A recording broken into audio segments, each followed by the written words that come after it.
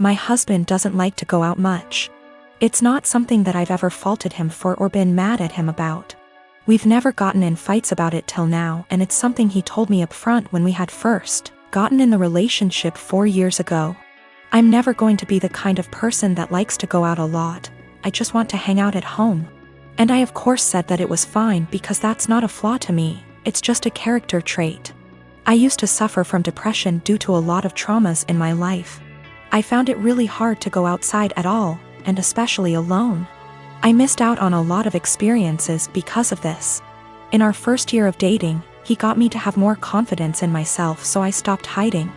I got a therapist and have been on a wonderful little antidepressant.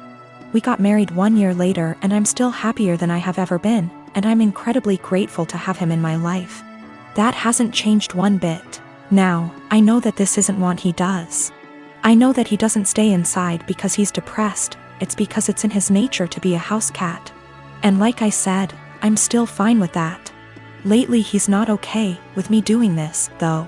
If I ask him if he wants to see a movie with me and he said no, or the more common, I don't know, maybe, I'll usually ask him 2 more times, and then if he still says no, or maybe I'll go by myself. It's the same with going out to dinner, taking little classes, etc. We had fun with this at first. I would come home from doing the thing and then I would excitedly tell him what I'd done and the people I'd met. He'd happily listen and hug me and kiss me on the forehead. It was a really beautiful thing.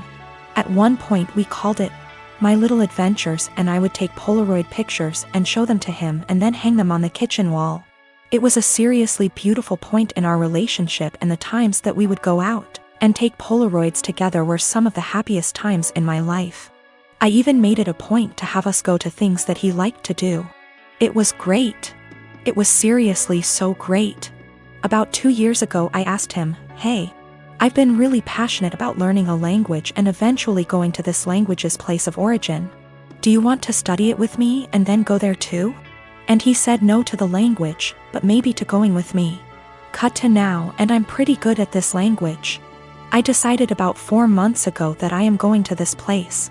I asked he would still like to come with me, and he said no and got kind of upset that I had learned this language without him. "You're the one that's going to know anything. There's really no point in me going." I was kind of taken aback because during the process he was really supportive. I didn't really push it, but I apologized and went somewhere else to clear my head about things, and we were fine later on that day. I bought the tickets for me and my mother to go to the place about 4 weeks ago, and ever since then, things have been really tense. If I ask him to do minor things, like come to the grocery store with me, he gets a bit of an attitude. I can tell that he knows this is ridiculous though, because he'll say sorry almost immediately and be sad and quiet the rest of the time. I've tried to talk to him about what's bothering him, but he keeps either saying that it's nothing and he doesn't want to talk about it, or will tell me not to press it and then get mad and leave. I don't know what to do at this point. Our relationship has been so great, but I can feel things being strained. I can feel him kind of slipping away. I don't know what to do.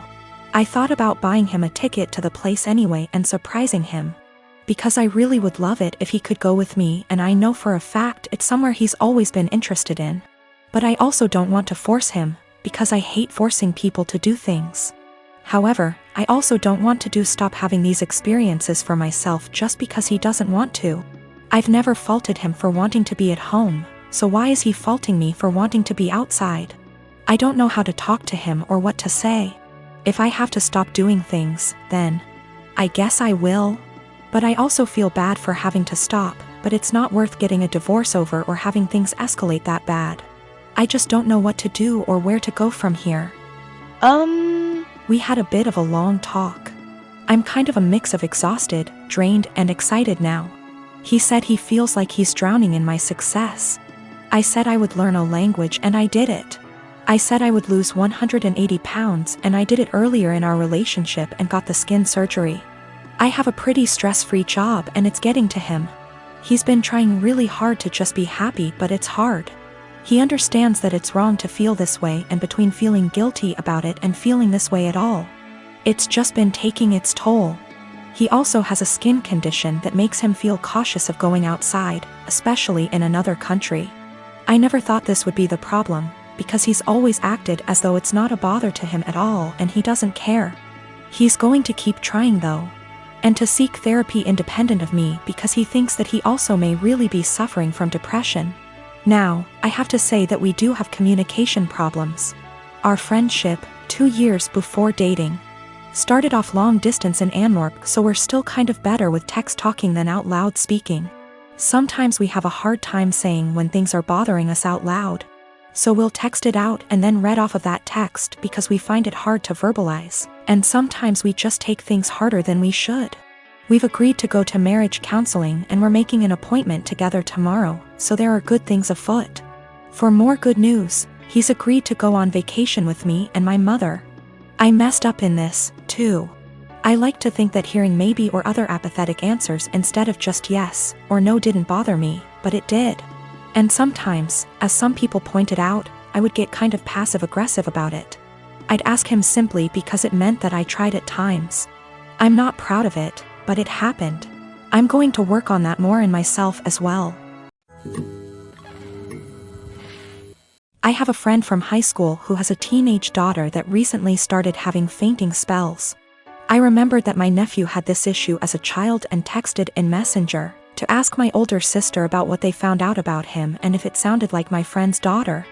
I asked via text because she is pretty busy. She answered that he still has it and it's a condition he has with anxiety and it overwhelms his heart sometimes. An hour or so later she started talking, again, via text, about how her son and daughter, both young adults now, are mentally handicapped and have psychotic episodes. Saying that the daughter totally made up the flea issue they had in their house and her mental issues caused her to break out in hives. This made me confused as I've been with her kids and even took my niece on vacation with us so she could ride the slides with my husband. Not my thing anymore, and she was perfectly fine. Well, an hour later my sister texted me saying all of that was not her. After she had told me about her son's anxiety issue, she had went to work and her husband.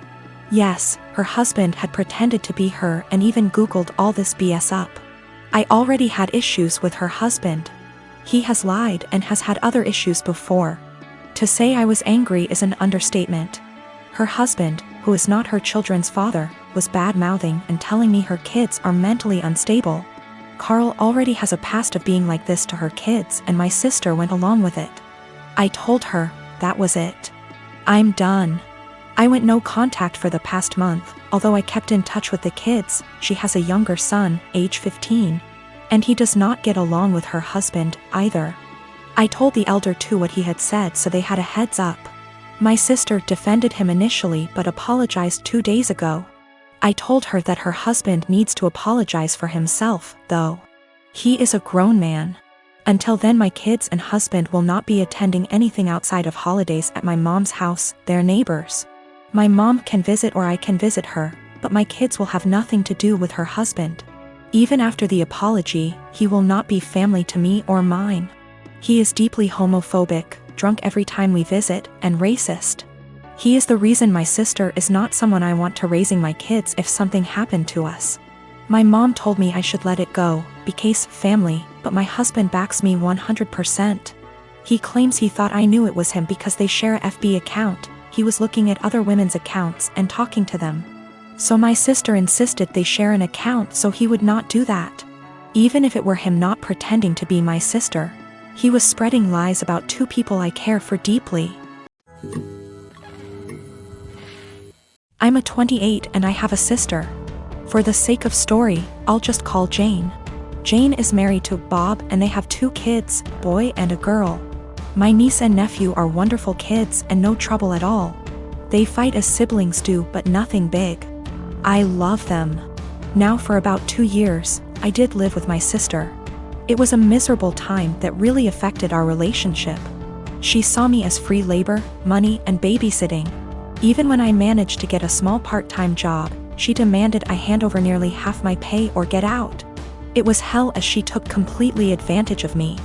I moved out as soon as I could and we have little contact outside of family gatherings.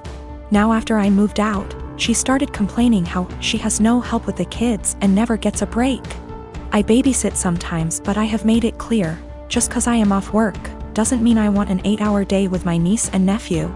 Anyway, she started talking about how she wanted to foster a kid. Not a kid, but a teenager. I pressed her for more info on this. She wants to adopt a teenager so she has a live-in babysitter for her kids. This is her logic. I want a kid around 16 or 17, someone who may have been in the system for a while. They can share a room with your nephew. She only has a 3-bedroom house, or sleep in the garage. They can help me with housework, chores, cook, and help me with my business. She bakes and sells cookies, also babysit the kids so me and Bob can go out sometimes or have some alone time. They'll be so grateful for a home and won't complain. I won't have to pay them at all.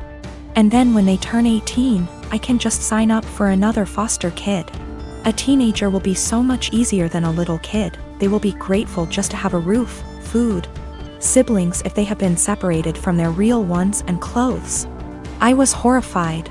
Told her it was a horrible idea. She didn't listen to me. She went on with it anyway. About a month ago, a social worker showed up at my apartment to ask me some questions about my sister. She had put me down as a character witness or something like that. I immediately told the social worker why my sister really wanted to foster a kid and how she treated me when I lived with her. The lady thanked me. My sister called crying, saying that she wouldn't be considered for any adoptions or fosters. The social worker told her that they felt her home and her weren't a good fit. She asked if I said anything, and I told the truth.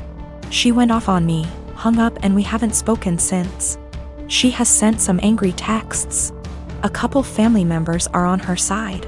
They think foster kids are dogs or something and would be so happy just to have a roof and would gladly do all the housework. No child is in control of the circumstances that may have landed them in the foster care system. They are children and still human. They deserve a loving home and care. Do right by a foster kid.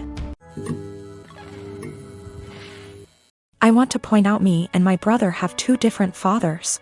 I lost my father last year to cancer. He left me 90% of his stuff, including his family home that was left to him by his dad. It's been in their family for over 100 years.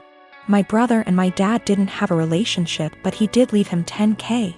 My mom was pissed at the will reading, but since she got $10,000 she couldn't do anything about it. For the past year me and her live okay, together. She went on acting like it was her house like before, which I had no problem with, till in May my brother and his girlfriend moved in.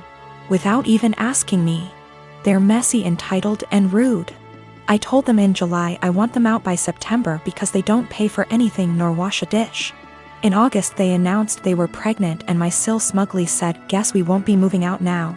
It didn't go down well, but when I told them I wanted them out, my mom and brother basically laughed in my face. Well, the past few months have been hell. They become worse than before, and my mom enables it, then demands me to treat my sil like a princess because she's pregnant. I once had to wait outside McDonald's till they opened to get her a McMuffin. Well, here where I may be the asshole. Because my sil is pregnant, she eats everything she sees, like the cupcakes my friend made me for my birthday. She ate all 6, didn't even get to try them. I can't even make my lunch the night before because when I go to get it, it will be gone. She'll have a smug look on her face while rubbing her belly, then laugh and say, "I couldn't help myself, blame the baby." If I put stuff in my room, my mom will open the door with the spare key. Sil can go through my mini fridge. Well, a week ago I was running late to collage. I didn't have time for my breakfast or to make lunch, and I had to go to work straight after, so all I had that day was a bar of chocolate. When I got home I was starving. I made myself dinner. While it was cooling down I went to use the bathroom. I must have been in there 10 minutes at most. By the time I came out she had 70% of my dinner ate. And I literally lost my shit. Of course she started crying. My mom and brother started screaming at me for making her cry, making excuses, like how she couldn't help it and it was my fault for leaving food around her. Well, I had enough. I told them get out, just like before I got mocked. But here's the thing, back in October my uncle offered me a life-changing amount of money for the house. I called him up crying a few days ago explaining the situation. He said he'd buy the house, but he will evict my mom and brother. The OFC didn't take it too well, and I have had to stay with a friend. I've been receiving texts and I'm being tagged in multiple posts on social media. I'm starting to think I'm the bad person now. So for making my mom and brother homeless? If I sell the house to my uncle I will lose $100,000, but he's always been good to me. And it's one of those situations where I'd sleep better knowing it's gone to someone in my dad's family. My mom told me because of my age I wouldn't be taken seriously if I tried to evict them. If I evict them and continue to live in the house along with the high financial costs, I don't think they'd ever let me live in peace. My mom has health issues and my sil will have to move in with her parents. They won't allow my brother, so I'd be splitting up a young family. In my mom's words,